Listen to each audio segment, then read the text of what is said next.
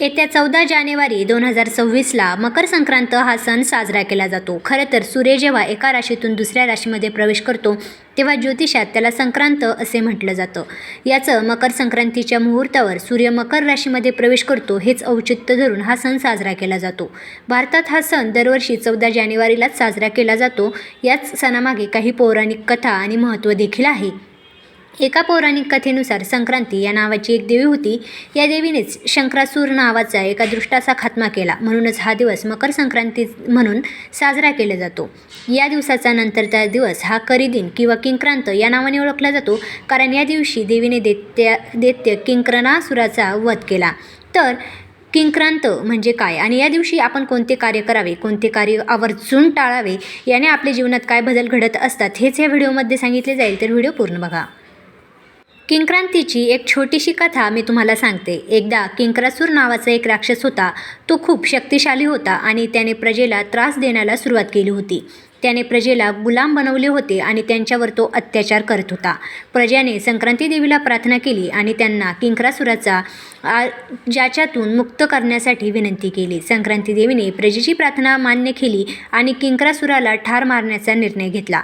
संक्रांती देवीने मकर संक्रांतीच्या दुसऱ्या दिवशी किंक्रासुराला ठार मारले आणि प्रजेला या जाचातून मुक्त केले. तेव्हापासून हा दिवस किंक्रांत म्हणून पाळला जातो. तर राक्षसाप्रमाणे आपल्यामध्ये देखील काही गुण अवगुण असतात. त्या गुणांना ठार करून हा दिवस किंक्रांत म्हणून पाळायचा असतो. करीच्या दिवशी आवर्जून काही कामं आपल्याला करायची असतात आणि काही कामं टाळायची असतात, तर तीच बघूया. तर पंचांगानुसार किंक्रांतीला करिदिन असे म्हणतात. हा दिवस शुभ कार्यासाठी वर्ज्य मानला जातो. या दिवशी कुठलंही शुभ कार्य केलं जात नाही.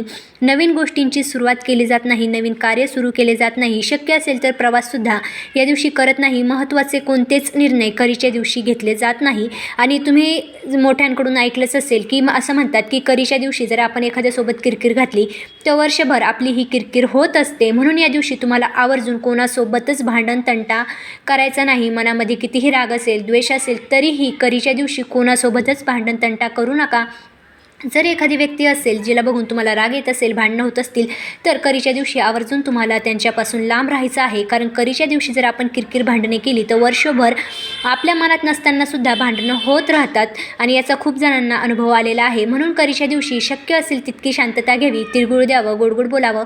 मनामध्ये कितीही कटुता असेल, कोणाविषयी राग असेल, द्वेष असेल, तर या दिवशी मोठ्या मनाने सोडून द्या. माफ करायला शिका, कारण राग धरून काहीही होत नाही.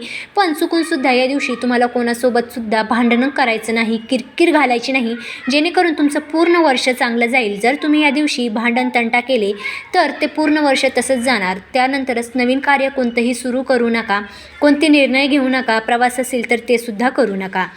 त्यानंतर करीच्या दिवशी आपल्याला हे कार्य जरी करायचे नसले तर करीच्या दिवशी सुवासन स्त्रिया आवर्जून हळदी कुंकू करत असतात. संक्रांतीपासून ते रथसप्तमीपर्यंत हळदी कुंकवाचा कार्यक्रम ह्या करत असतात आणि या कार्यक्रम करताना त्या भरपूर प्रकारचे वाण लुटत असतात.